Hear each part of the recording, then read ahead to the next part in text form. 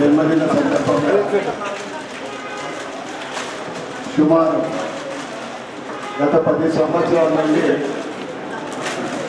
నా జన్మదినం కార్యక్రమాల్లో ఒక భాగము ఈ స్నేహ సొసైటీ ఈ పిల్లల మధ్యన గడుపుతాము.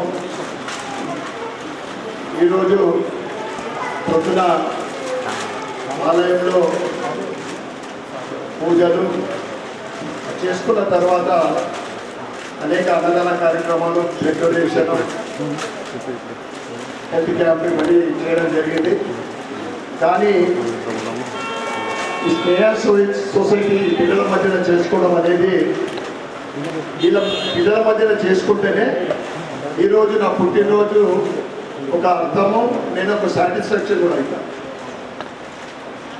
అందుకే లేట్ అయినా కానీ పర్వాలేదు, వీళ్ళకి భోజనం పెట్టేమని చెప్పినా.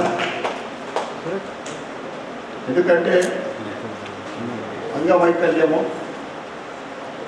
భగవంతుడు కలిగించిన ఎవరు కూడా ఈ అంగవైకల్యం ఉందని వారి తల్లిదండ్రులు కానీ ఎక్కడ నిరుత్సాహపడదు.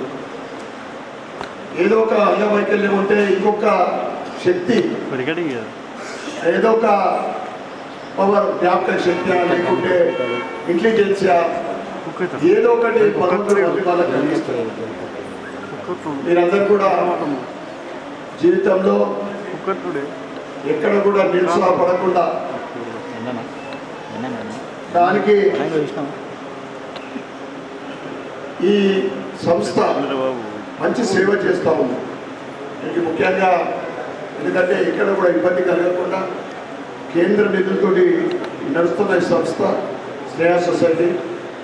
తప్పకుండా గతంలో కూడా నా వంత కొద్ది సహకారం చేయడం జరిగింది. భవిష్యత్తులో మీకు ఏదైనా అవసరం ఉంటే నేను సహకరించడానికి ఎప్పుడు మీ వెంట ఉందని తెలియజేస్తూ మరొకసారి